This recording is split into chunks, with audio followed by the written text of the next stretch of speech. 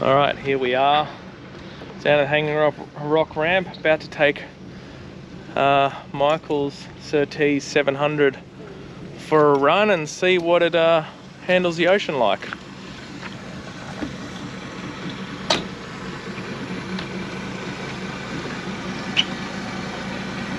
Ready to go?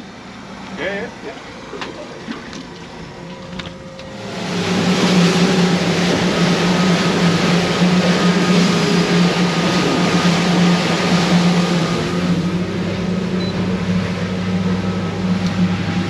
I'll tell you what, instantly I can notice that this boat is a lot quieter than my boat. Oh, really? Yeah. My boat just makes a lot more noise on the water. Yeah? Yeah. Okay. Just straight away, just notice it. This sounds a lot more like a fiberglass boat than an alloy boat with the way the water's hitting on the hull. It does. There's some other situations where it sounds like the usual tinny, I suppose. Yeah. No, I definitely instantly can notice it.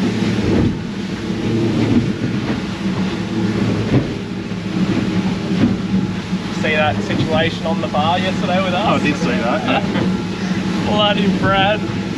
Oh, it was a misunderstanding because I was sitting in the back of the boat and I just couldn't see the waves, and they were only kind of curling on the left hand side, and the right hand side where I was looking looked perfect, and then that could have been a lot worse. So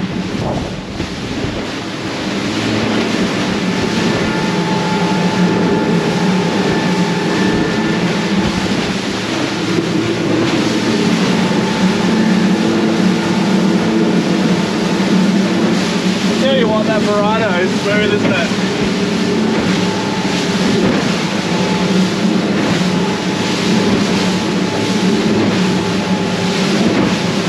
We're in a little bit of a sea here at the moment.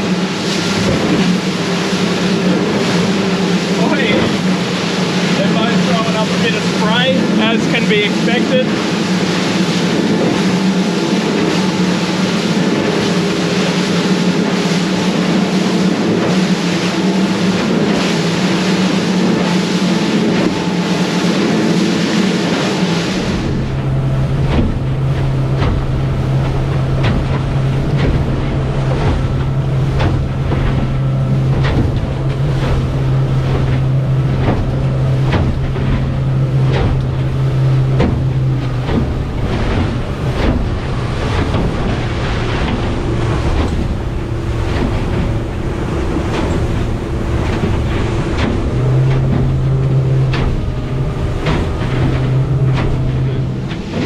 Look, definitely handling wise, I can't say there's a big difference in the feel of the handling. This feels very similar to my boat. Like it's definitely it's a little bit softer, but such a little bit that if you went between him, you'd sort of barely notice the difference. But I think the noise being so much less, it gives that almost sort of feeling that it is riding better through the water, which is, I guess, less off-putting. You know what I mean? Like when you've got aluminium sort of slapping against the water, it is a little bit off-putting. But it's got to be, I guess, the 6mm and just the carpet all through the cabin. It's probably actually the enclosed hard top as well, just sort of helping. Adds to quietness. You close it. Yeah, wow. That's super quiet.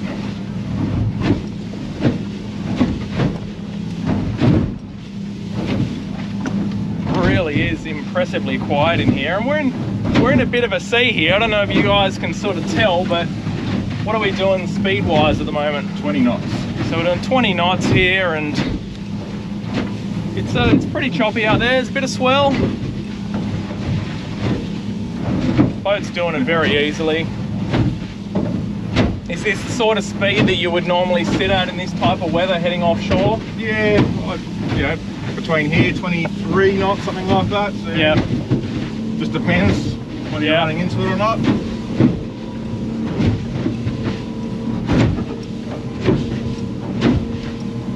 doing now, speed-wise? That's 26 knots. Yep.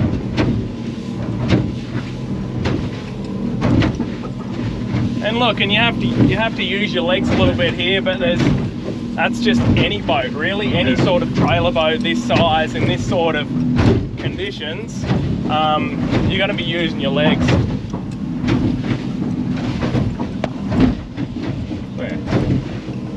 I wouldn't normally travel this fast out. No. Yeah, so I must say we've had very little sort of we've had one or two where we've hit a wave on a bit of an awkward angle. Yep. It's given a little bit of a jolt, but really very few in the scheme of things. The boat's behaving very well and very predictable. Like they just go straight. That's the thing I love about these boats. Yeah. They don't get, you might go up and down over the waves, but they just don't get pushed left to right. No, they don't broach, I think it's called. Yeah, that's exactly right. Yeah. And I've had a lot of fiberglass boats with big, like, flared bows, especially when they don't have the weight to back it up. Yep. So if you've got a 1500 kilo hull, you'll be fine. But you know, if you've got a 800-900 kilo fiberglass hull with a big flared bow and very beamy, they do get pushed around a lot left to right by the sea. And that's kind of what makes you unsteady on your feet as well. It's when it dives in and pushes off to the side, that's when you're actually going to fall over and have a drama. It's got to be predictable for it to be safe. Yeah, and these boats, they are incredibly predictable. You want to feel the ballast flap up and see what it does? Yeah. All right, round 2 now with the ballast tank filled up.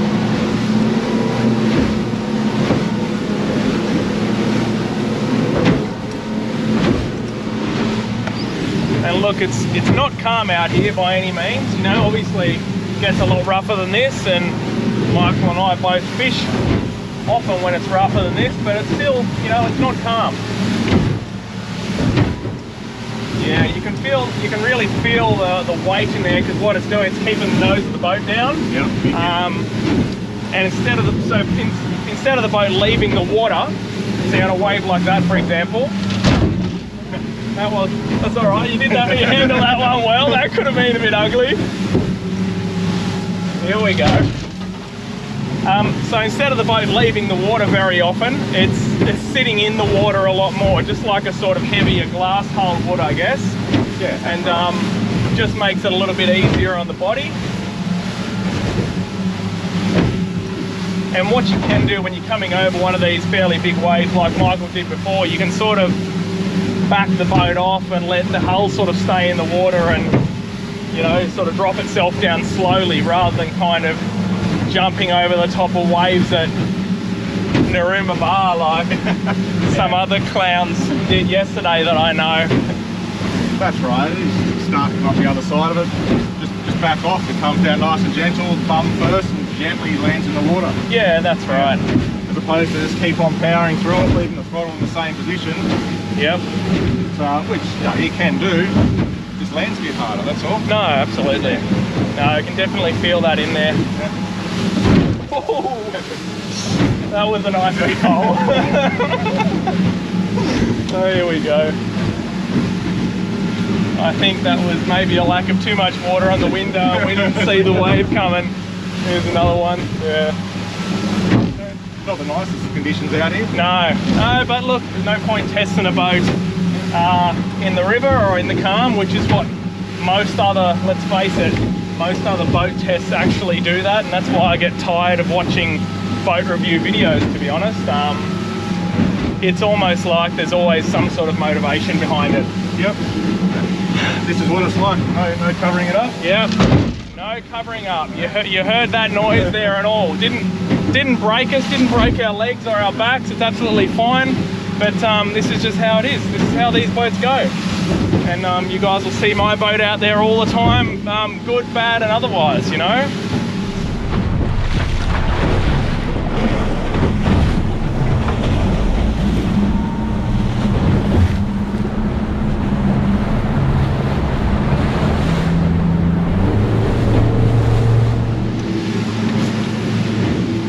So it's performing beautifully and following sea, and in fact that you can really feel that weight working well in the following sea as well. Yep. From the ballast tank. Yep. So just pushing that little bit more water away. Yeah, you can definitely feel it. Softening the ride out. No, this is beautifully quiet, honestly. Most of the boats I've owned have been glass boats. I've only owned, well, 2 barcrushers and a few other alloy boats, and it's one of the things that I dislike the most about alloy boats is how noisy they are. Yeah. And even just at rest, when the water ripples on the hull, I find it really annoying. So, like you say, the carpet lining must do a little bit to help that. I think so, yeah. The cushions has got, you know, the life jackets in it. Yeah. Just a bit of sound deadening happening through that. Yeah, absolutely. And I think, yeah, you've got carpet everywhere, you've got your cabin bunks in and everything as well. Yep. Whereas I just sort of have mine bare. Yep. And it's all basically alloy. So I think that's, you know, what's making quite a difference there. And, you know, potentially the 6mm bottom as well. Who knows? Yep. All be adding up to make a difference. Yeah. No, it rides impressively well, everyone, and I wouldn't be saying it if I didn't mean it. This boat rides impressively well for any aluminium boat, but especially for an aluminium boat, or any boat I should say, but especially for an aluminium boat. Yep. You got to be happy with this. You absolutely have to be happy with this boat. Absolutely. Well, a pair of flies just fell down.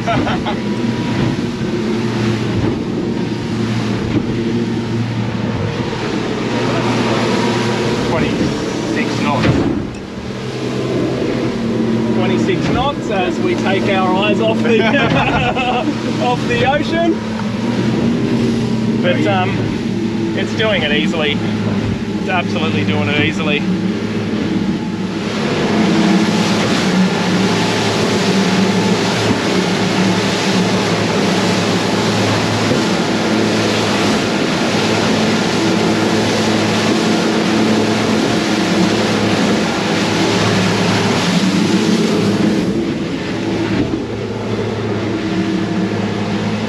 We might leave that there. I hope that gave you guys a genuine look at what the Surtees 700 could do in some actual rough water. You know, no hiding anything there. It handles really, really well. It definitely handles better than my boat. I'd say my boat handles good to very good for a plate boat, and this boat handles better again. I can feel a bit more weight in there.